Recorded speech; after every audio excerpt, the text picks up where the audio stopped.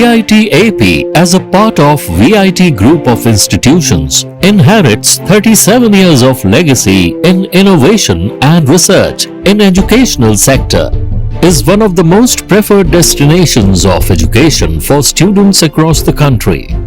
Consistently ranked among the top educational institutes in the country, the VIT Group of Institutes have had a proud tradition of pursuing knowledge and excellence.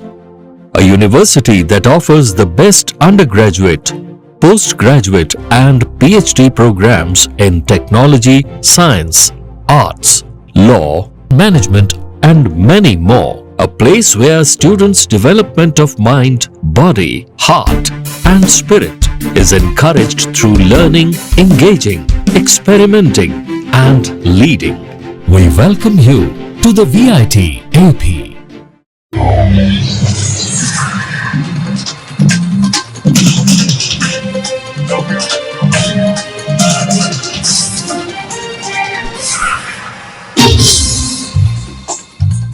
నమస్కారం, city news తెలుగుకి స్వాగతం. ఈనాటి వార్తా విశేషాలు. వికసిత్ భారత్ 2047 లక్ష్యంతో ఈ నెల 22, 23 తేదీలో విజయవాడలో బీజేవైఎం ఆధ్వర్యంలో young minds, strong leaders, strong Andhra, Viksit Bharat కార్యక్రమం నిర్వహించనున్నట్లు బీజేవైఎం రాష్ట్ర అధ్యక్షుడు సునీల్ రెడ్డి తెలిపారు. బీజేపీ రాష్ట్ర కార్యాలయంలో నిర్వహించిన మీడియా సమావేశంలో రాష్ట్ర మీడియా ఇన్ఛార్జ్ కిలారి దిలీప్ తో కలిసి వివరాలు వెల్లడించారు. ఈ కార్యక్రమానికి 25 నుంచి 35 ఏళ్లు వయసున్న సుమారు 500 మంది యువ ప్రతినిధులు పాల్గొనున్నారు. న్యాయవాదులు, వైద్యులు, చార్టెడ్ అకౌంటెంట్లు, రైతులు, శాస్త్రవేత్తలు, వ్యాపారవేత్తలు, తదితర రంగాలకు చెందిన యువత పాల్గొని 2047 నాటికి వికసిత భారత నిర్మాణంలో తమ పాత్రపై చర్చించనున్నారు. అమరావతి రాజధాని ప్రాధాన్యతను రాబోయే తరానికి తెలియచేయడమే ఈ కార్యక్రమం ప్రధాన ఉద్దేశమని నాయకులు తెలిపారు.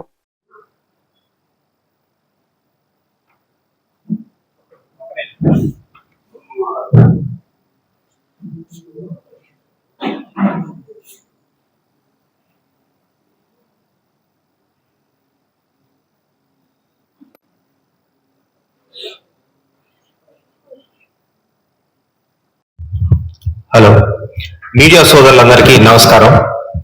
ఇవాళ బీజేవైఎం రాష్ట్ర అధ్యక్షుడు సునీల్ రెడ్డి గారి ఆధ్వర్యంలో ఈ ప్రోగ్రాం ఏదైతే వికసిత్ భారత్ 2047కి ఏదైతే నరేంద్ర మోడీ గారు ఆశయాల మేరకు ప్రతి కార్యకర్త కంకణం కట్టుకుని ఏ విధంగా అయితే ముందుకు సాగుతున్నారో, యువ మోర్చా ఆధ్వర్యంలో రేపు 22, 23కి young minds, strong leaders, strong Andhra, Viksit Bharat అనే ఒక అద్భుతమైన థీమ్ మీద యువతని ఏ విధంగా ప్రోత్సహించాలో, యువతని ఏ విధంగా ముందుకు తీసుకెళ్లాలో, యువత ద్వారా వారిని కలుపుకొని భారతదేశానికి నమస్కారం. ఈ యొక్క భారతీయ జనతా యువ మోర్చా ఆధ్వర్యంలో జరగబోయేటువంటి Viksit Bharat young political leader dialogue కార్యక్రమానికి సంబంధించినటువంటి పాత్రికేయ సమావేశానికి విచ్చేసిన పాత్రికేయ మిత్రులకు, పెద్దలు దిలీప్ గారికి, అదేవిధంగా మా యువ మోర్చా రాష్ట్ర కమిటీ సభ్యులకు అందరికీ ధన్యవాదాలు, నమస్కారం. ముఖ్యంగా ఇందాక పెద్దలు చెప్పారు దిలీప్ గారు, ఈ భారతీయ జనతా యువ మోర్చా ఆధ్వర్యంలో Viksit Bharat young political leader dialogue అనేటువంటి కార్యక్రమాన్ని ఒక 3 నెలల కిందట మేము ఈ కార్యక్రమాన్ని రూపొందించడం జరిగింది. ముఖ్యంగా ఈ కార్యక్రమం విజయవాడలో పెట్టడానికి గల కారణం ఏంటంటే, రాబోయే తరానికి అమరావతిని మనం తీసుకొచ్చేటువంటి ప్రయత్నం చూస్తున్నాం. దాంతోపాటు ఆంధ్రప్రదేశ్ లో ఒక ప్రముఖమైనటువంటి నగరం అమరావతి. సో ఇటువంటి ప్రాంతంలో ఈ కార్యక్రమం పెడితే బాగుంటుందనేటువంటి ఒక ఉద్దేశంతో మనం ఈ కార్యక్రమం పెట్టడం జరిగింది. Viksit Bharat young political leader dialogue కార్యక్రమం దేశంలో నరేంద్ర మోడీ గారి నాయకత్వంలో ఢిల్లీలో ఒకసారి కార్యక్రమం జరిగింది. సో ఆ తర్వాత ఆంధ్రప్రదేశ్ లో ఈ కార్యక్రమం పెట్టాలి. రాబోయేటువంటి జనరేషన్స్ కి వికసిత్ భారత్ అన్ని రంగాల్లో, అంటే ఒక వ్యవసాయ రంగం కావచ్చు, లేకపోతే వైద్య రంగం కావచ్చు, లేకపోతే విద్యారంగం కావచ్చు, పారిశ్రామిక రంగం కావచ్చు, విద్యుత్ రంగం కావచ్చు, ఇలాగా దేశంలో ఉన్న అన్ని రంగాల్లో 2047కి వికసిత్ భారత్ అవ్వాలంటే యువకుల రోల్ చాలా ముఖ్యమైనటువంటి పాత్ర పోషించే అవకాశం మనకు అందరికీ తెలుసు. ముఖ్యంగా సౌత్ లో, అంటే దక్షిణాది రాష్ట్రాల్లో ఆంధ్రప్రదేశ్ రాబోయేటువంటి 10 సంవత్సరాల తర్వాత ఏ విధంగా ఉండబోతుందో మనకు అందరికీ తెలుసు. ఆ రకంగా నరేంద్ర మోడీ గారి నాయకత్వంలో ముఖ్యంగా దక్షిణాది రాష్ట్రాల అభివృద్ధి కూడా మనం ఏ విధంగా చూస్తున్నాం. ఆ అభివృద్ధిలో కూడా ఖచ్చితంగా ప్రభుత్వం మాత్రమే దీంట్లో ముఖ్యమైన పాత్ర పోషించకూడదు. ఖచ్చితంగా యువకుల యొక్క పాత్ర ఉండాలి. దాంట్లో ఎడ్యుకేషన్ అయిపోయినటువంటి యంగ్స్టర్స్ ఎవరైతున్నారో వాళ్ళ వృత్తుల్లో నిత్యం కొనసాగుతూనే వికసిత్ భారత్ లో కూడా ఎంతో కొంత పాత్ర పోషించి 2047కి వికసిత్ భారత్ ని దేశంలో ప్రపంచంలోనే ఈ యొక్క దేశాన్ని నిలబెట్టాలని సంకల్పం. దాంతోపాటు స్పెసిఫిక్ గా 2047 తీసుకున్నామంటే మనకు ఒక సింబాలిక్ ఉంది. 1947లో మనకు స్వాతంత్రం వచ్చింది. తర్వాత 2047లో మనకు 100 సంవత్సరాలు అవుతుంది స్వాతంత్రం వచ్చి. కాబట్టి 100 సంవత్సరాలు అవుతుంది. కాబట్టి ఈ 2047 కంతా ఖచ్చితంగా ప్రపంచంలో అత్యధికంగా ఉన్నటువంటి దేశాల్లో ఈ భారతదేశం వికసిత్ భారత్ ఎదగాలనే ఒక సంకల్పంతో ఈ కార్యక్రమాన్ని మనం విజయవాడలో పెట్టాం. దాంతోపాటు ముఖ్య అతిథులుగా అనేక వక్తలు ముఖ్య అతిథులుగా చాలా మంది రాబోతున్నారు. దాంట్లో ముఖ్యంగా మనకు వస్తున్నటువంటి అతిథుల యొక్క నంబర్ కూడా ముఖ్యంగా ఇనాగ్రేషన్ సెషన్ లో మా రాష్ట్ర అధ్యక్షుడు శ్రీ పివిఎన్ మాధవ్ గారు, దాంతోపాటు డాక్టర్ ప్రమోద్ సావంత్ గారు గోవా ముఖ్యమంత్రి ముఖ్య అతిథులుగా రాబోతున్నారు. రామ్మోహన్ నాయుడు గారు, శ్రీనివాస్ వర్మ గారు కేంద్ర మంత్రులు, దాంతోపాటు అనురాగ్ సింగ్ ఠాగూర్ గారు, సత్యకుమార్ యాదవ్ గారు, సృజనా చౌదరి గారు, తర్వాత గురుప్రకాష్ పాస్వాన్ గారు, నేషనల్ సాయి గారు, రఘునందన్ రావు గారు, లావ్ శ్రీకృష్ణ దేవరాయలు గారు, తర్వాత అలాగే శ్రీమతి రష్మి సమంత్ గారు, జయప్రకాష్ నారాయణ గారు, ఇలాగా అనేక మంది ముఖ్య అతిథులుగా వీళ్ళు ఈ కార్యక్రమం రాబోతున్నారు. 2 రోజుల పాటు ఈ కార్యక్రమం జరుగుతుంది. ఈ దళిత క్రైస్తవుల ఆత్మగౌరవం, ఆత్మరక్షణ, రాజ్యాంగ హక్కుల సాధన కోసం దళిత క్రిస్టియన్ ఫోర్స్ ఏర్పాటు చేసినట్లు సంస్థ జాతీయ ప్రధాన సలహాదారు వడ్లమూరి కృష్ణ స్వరూప్ తెలిపారు. విజయవాడ ప్రెస్ క్లబ్ లో నిర్వహించిన మీడియా సమావేశంలో ఆయన మాట్లాడుతూ దళిత క్రైస్తవులను ఎస్సీ జాబితాలో చేర్చాలని, చర్చిలు దళిత క్రైస్తవ సమాజానికి రక్షణ కల్పించాలని డిమాండ్ చేశారు. 1950 రాష్ట్రపతి ఉత్తర్వులను రద్దు చేయాలని కేంద్ర రాష్ట్ర ప్రభుత్వాలను కోరారు. ఈ కార్యక్రమంలో రాష్ట్ర ప్రధాన కార్యదర్శి సుదర్శనం అజయ్, రాష్ట్ర సలహాదారులు బిడ్ల విద్యాసాగర్, రాష్ట్ర ఉపాధ్యక్షురాలు ఎస్ అరుణ, లతా కుమారి తదితరులు పాల్గొన్నారు.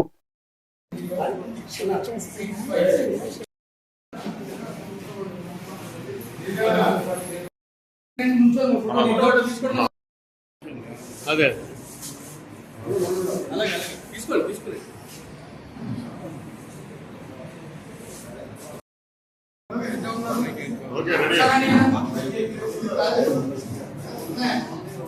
వర్ధిల్లాలి దళిత క్రైస్తవుల ఐక్యత, వర్ధిల్లాలి దళిత క్రైస్తవుల ఐక్యత, పోరాడదాం దళిత క్రైస్తవుల హక్కుల కోసం, పోరాడదాం దళిత హక్కుల కోసం, వర్ధిల్లాలి దళిత క్రైస్తవుల ఫోర్స్.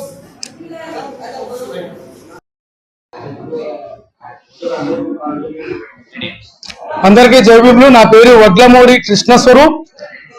దళిత క్రిస్టియన్ ఫోర్స్ సంస్థ జాతీయ చీఫ్ అడ్వైజర్ గా పనిచేస్తున్నా. సుప్రీంకోర్టులో అడ్వకేట్ గా ప్రాక్టీస్ చేస్తున్నాం.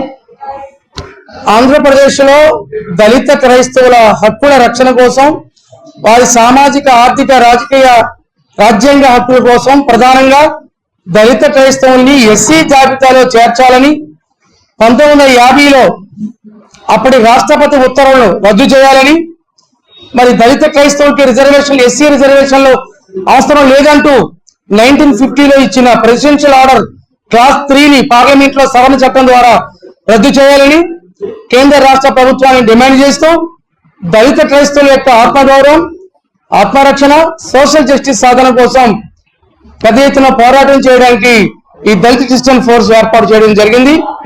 ఈ సందర్భంగా ఆంధ్రప్రదేశ్ లో దళిత క్రైస్తవ సమాజం ఎదుర్కొంటున్న సమస్యల పరిష్కారం కోసం, చర్చిల రక్షణ కోసం, చర్చి పాస్టర్ల రక్షణ కోసం, క్రైస్తవ సమాజం యొక్క ఆత్మగౌరవం కోసం పెద్ద ఎత్తున పోరాటం చేస్తున్నాం. ఇందులో భాగంగానే మరి దళిత క్రైస్తవ ఫోర్స్ ఆధ్వర్యంలో ఒక రక్షణ చట్టాన్ని తీసుకురావాలని రాష్ట్ర ప్రభుత్వం డిమాండ్ చేస్తున్నాం. దళిత క్రైస్తవుల మీద దాడులు చేస్తున్న ఆర్ఎస్ఎస్ కానీ, సంఘ పరివార సంస్థలు, మరి ఎన్డీఏ పార్టీలు, అది బీజేపీ అయినా, జనసేన అయినా, టీడీపీ అయినా, భాగస్వామ్య సంస్థలకు సంబంధించిన మరి కాషాయ గూండాలు చేస్తున్న దాడుల్ని బాధ్యులుగా మేము అరెస్టు చేయాలని డిమాండ్ చేస్తున్నాం. చర్చికి రక్షణ కల్పించాలని, దళిత క్రైస్తవ సమాజానికి రక్షణ కల్పించాలని పెద్ద ఎత్తున పోరాటానికి మరి ఈ సందర్భంగా శ్రీకారం చుట్టినట్టు మేము తెలియజేస్తున్నాం. దళిత క్రైస్తవ సమాజం చేస్తున్న పోరాటానికి సన్నద్ధం కావాలని, యావత్తు దళిత క్రైస్తవ సమాజం సిద్ధం కావాలని దళిత క్రిస్టియన్ ఫోర్స్ ఈ సందర్భంగా పిలుపునిస్తుంది. షాలోమ్, జై భీమ్. కృష్ణా జిల్లా మోపిదేవి మండలం పెదకల్లిపల్లిలో ఇంటింటికి తెలుగుదేశం పార్టీ కార్యక్రమాన్ని నిర్వహించారు. అవినిగడ్డ టీడీపీ ఇన్ఛార్జ్ విక్కుర్తి శ్రీనివాసరావు ఇంటింటికి తిరిగి కుటుంబ ప్రభుత్వం 2 నెలల పాలనలో చేపట్టిన అభివృద్ధి సంక్షేమ కార్యక్రమాలను ప్రజలకు వివరించారు. కరపత్రాలను పంపిణీ చేసి ప్రభుత్వ పథకాల లబ్ధిపై ప్రజల నుంచి వివరాలు తెలుసుకున్నారు. ఈ కార్యక్రమానికి ప్రజల నుంచి అనూహ్య స్పందన లభిస్తోందని శ్రీనివాసరావు తెలిపారు. అనంతరం శ్రీ దుర్గా నాగేశ్వర స్వామిని దర్శించుకుని ప్రత్యేక పూజలు నిర్వహించారు. టీడీపీ నాయకులు, కార్యకర్తలు ఈ కార్యక్రమంలో పాల్గొన్నారు.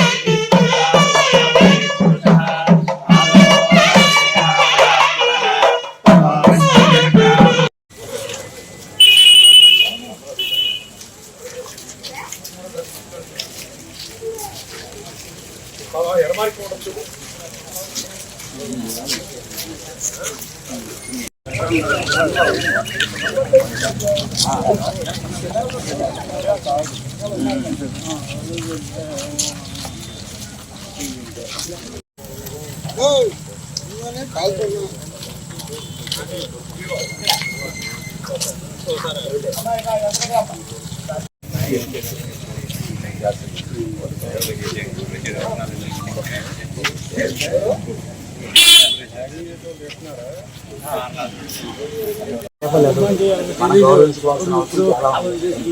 మన ఇంటి ఆడపడితే మనం ఎలా గౌరవిస్తామో అంటే మనం ఆడపడితే మనం గౌరవించాలి. మన ఇంటి అల్లుడి లాగానే గౌరవించాలి. మన గ్రామాన్ని లాగా ఇంటి కోసం ప్రయాణం చేసేవా?